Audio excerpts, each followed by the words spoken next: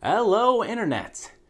I'm sure by now you've seen video after video about these fad diets that claim that they will get you lean the fastest. And naturally, if you're a man or a woman, I'm not here to discriminate, who is even slightly interested in getting a flat stomach and abs that make people go, "Oh my god, you could grind meat on it." Ah! you'd definitely be interested. Especially if you're new to fitness. So what really is the best diet to get shredded? The simple answer?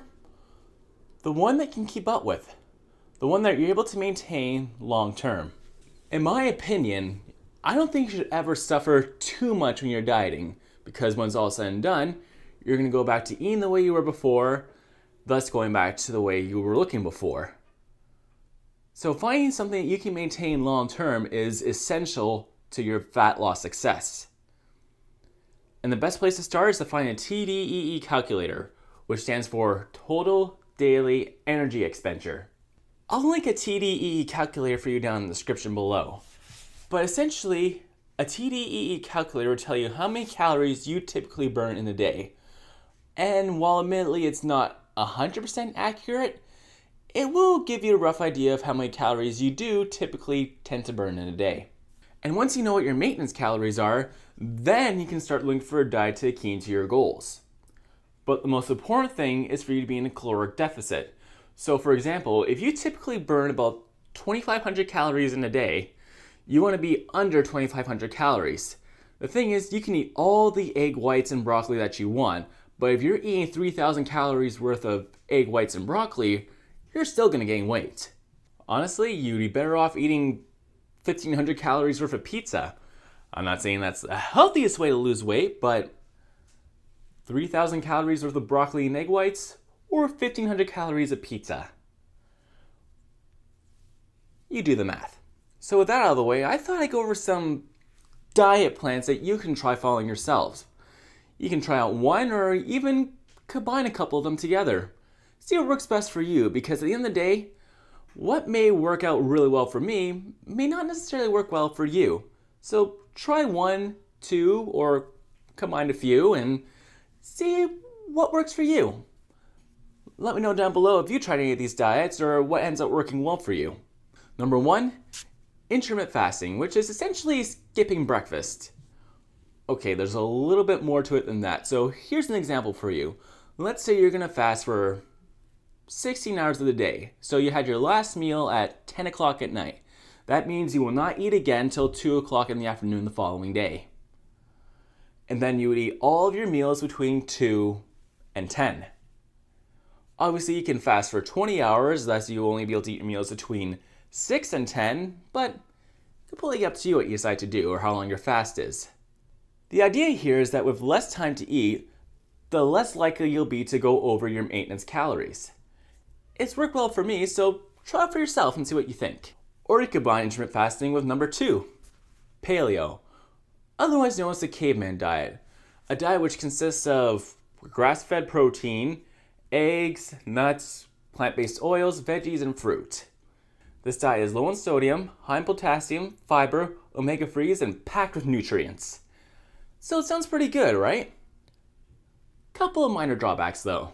First one is a lot of readily made foods are not going to be available. You're not going to be able to eat grains, beans, or dairy.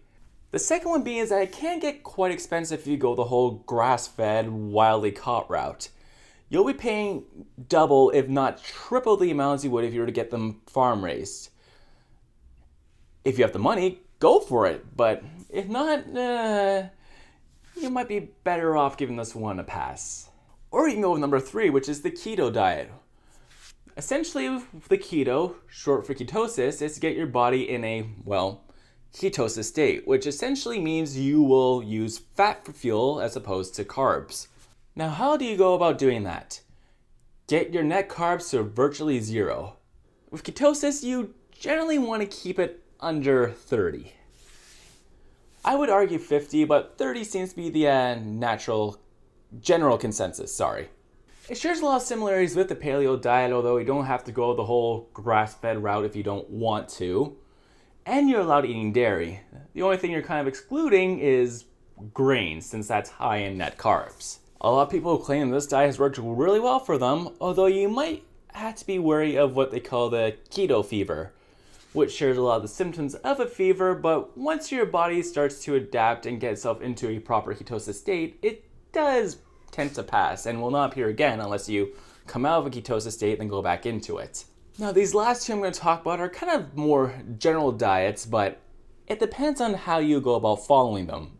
This one is for you guys who hate planning, who hate following a strict meal plan, and that's if it fits your macros. Essentially means you can eat what you want in moderation when you want, and you don't have to nail yourself down to a strict program. Although if you are going to go the whole if it fits your macros route, I would recommend trying to find an online calorie calculator. That way you can keep track of what you eat and make sure that you are following your macros. What your macros are depends on obviously what you're eating. You can combine if it fits your macros with keto, for example. So if you're following keto, you're typically eating about 80% of your calories is going to come from fat, about 15 from protein, and about 5 from carbs. So that way you can either eat chicken or beef and not have to worry about going over your calories if you keep track of it. Or you can follow more typical macros, which would be, for me personally, 30% protein, 50% carbs, and 20% fat. However, if you're on one who likes a regimen, who likes following a plan, then your standard diet might be your best bet. That way you can meal prep for the week and you know what you're eating, when you're eating, and all that good stuff, and not have to worry about being thrown off course too much as long as you meal prep, obviously. So in summary, if you're a free spirit, do the if it fits your macros diet. And if you're someone who likes regimen, who needs to stick to a schedule, or other you just get thrown all kinds of crazy out of whack, then follow a more standard plan.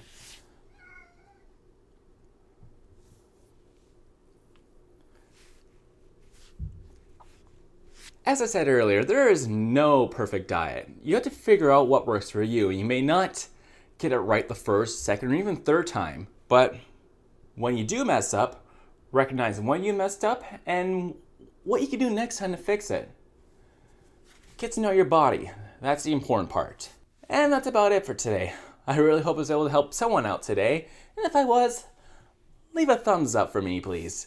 Comment down below and let me know what kind of diets you like to follow, if I didn't list it here, and subscribe to support this channel. And with all that being said, I'll see you all next time. Bye-bye.